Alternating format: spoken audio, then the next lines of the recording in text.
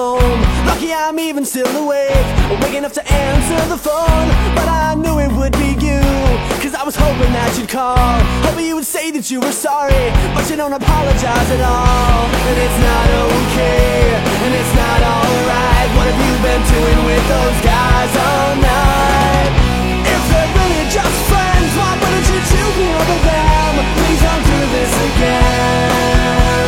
Try to give the space and each end up walking all over me. Please don't do this to me. Oh no, please don't do this to me. Call me in the middle of the night, so drunk you're ready to pass out, telling me I had a great time, except for that hour you blacked out. Now you're surprised that I'm pissed. You